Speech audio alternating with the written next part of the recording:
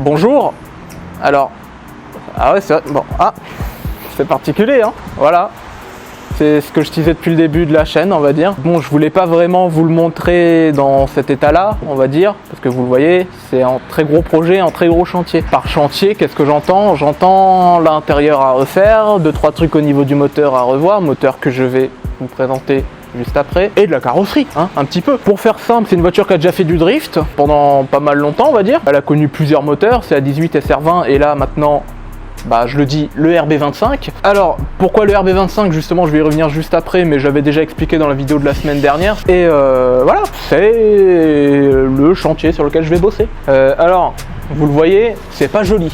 C'est vraiment pas très joli du tout. C'est pas très joli du tout pour une simple et bonne raison, c'est que la voiture, du coup, on s'en sert pas vraiment. On attend l'année prochaine pour s'en occuper, pour aller à un certain garage, à un certain endroit, pour faire certaines opérations. Esthétiquement, je vais peut-être pas trop révéler ce que je vais faire dessus, mais je pense que vous en doutez, je suis pas quelqu'un qui a énormément de moyens, donc la peinture bleue, vous avez intérêt de vous y habituer. J'essaierai de faire quelque chose de propre quand même à l'avenir, avec peut-être une petite déco, quelques petites jantes sympas, etc.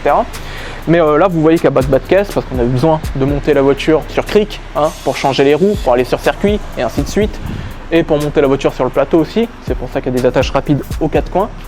Donc bon, c'est vrai que c'est pas très joli, je vais enlever tous les stickers, bien sûr, parce que je vais mettre les miens.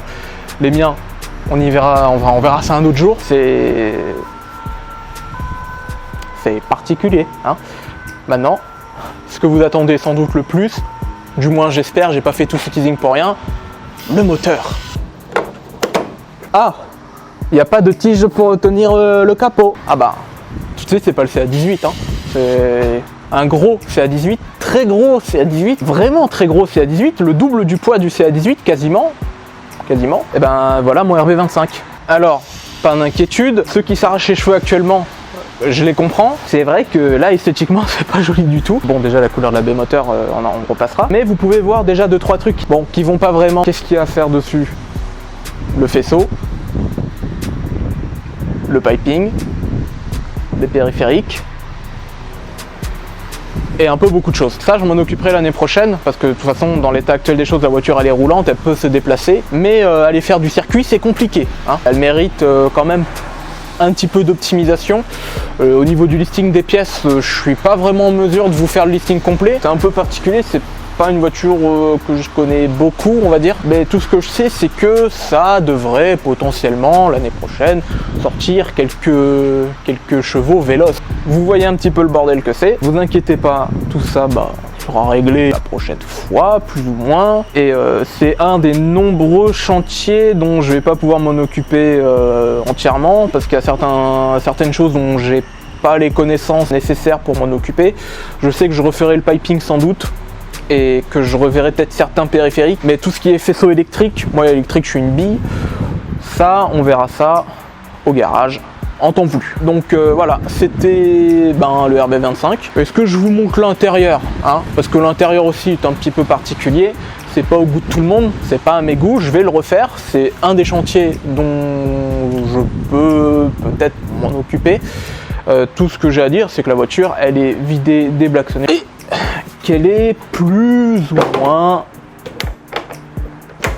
prête à accueillir les quelques petites friandises, les quelques petites surprises que je lui réserve. Alors, l'intérieur, comme vous pouvez le voir, c'est pas au goût de tout le monde, la couleur est un peu particulière.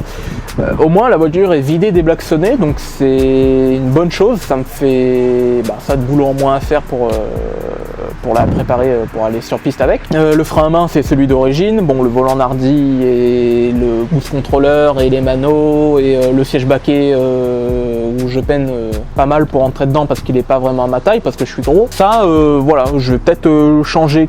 Enfin, je vais changer pas mal de choses à l'intérieur, j'espère. C'était juste pour vous montrer que c'était pas vraiment ce qu'on a l'habitude de voir avec une SRS classique, genre la mienne en fait. Vous pouvez peut-être aussi le voir, j'espère, à la vidéo, le petit Power FC.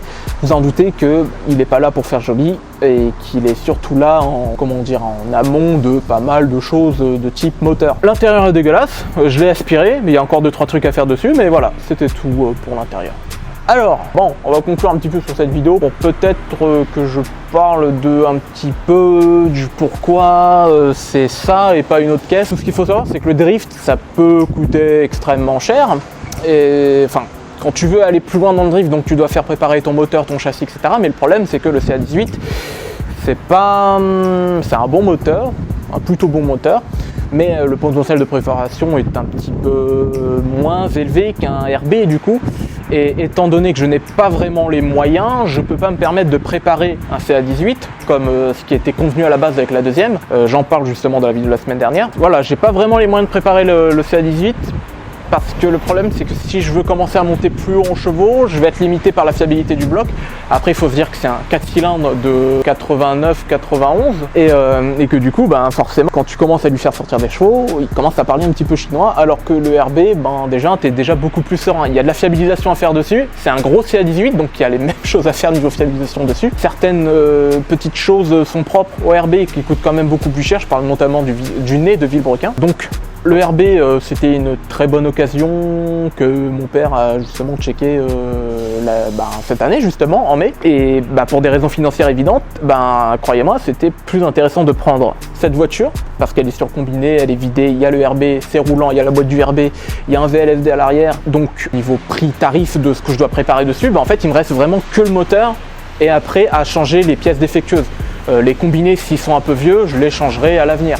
Le VLFD, s'il fait plus son taf, je passerai sur autre chose. Pareil pour l'intérieur. Donc moi, ça me fait économiser du temps, de l'argent du coup, c'est con, mais tu passes sur un B, tu économises de l'argent, mais il faut savoir que je l'ai eu à un prix plutôt très correct en fait, et que la voiture est roulante, c'était le plus important. Après, bon, le RB, c'est assez évident, comme j'ai dit, potentiel de préparation, et surtout, ça va me permettre d'aller plus loin, plus sereinement, et même c'est le kiff.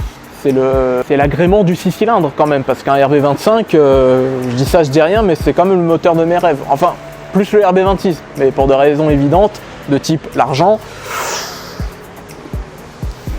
On verra ça une autre fois. Du coup, voilà, c'est vraiment avec cette voiture que je vais pouvoir aller plus loin dans le drift, parce que la grise, le CA18, c'est mon daily, hein. C'est pas une caisse de compète que je peux emmener au CFD par exemple. Donc voilà, je peux me limiter qu'à 170 chevaux et à ce que j'ai déjà actuellement sur la grise. Alors que celle-ci, j'ai techniquement carte blanche ou carte bleue pour ceux qui veulent. C'est vraiment avec ça que je vais pouvoir évoluer. J'espère que le RB va tenir parce que je compte lui mettre l'enfer l'année prochaine. Bon, allez, c'est à peu près tout pour la présentation très brève du RB. Je le présenterai vraiment en détail, je prendrai vraiment le temps de faire des vrais plans, de faire quelque chose de vraiment plus qualitatif à l'avenir quand ça sera fini roulant et que je pourrai avoir un vrai endroit pour présenter ça, parce que là c'est vraiment juste à côté de chez moi et c'est le seul moment où je peux sortir la voiture. C'est la première et du coup la dernière fois que je le fais aussi, parce que justement je dois bosser à l'intérieur, donc il faut bien que je nettoie l'intérieur. Et c'est à peu près tout, voilà. Je peux vous dire à la prochaine. Soyez très prudents sur la route et je vous retrouve la semaine prochaine parce qu'on parlera un petit peu des prochaines vidéos, parce que qui dit trêve hivernale dit aussi pas de circuit, et qui dit pas de circuit dit pas de vidéo, et qui dit pas de vidéo, faut trouver d'autres vidéos. Du coup, voilà, c'est tout. Allez, à plus.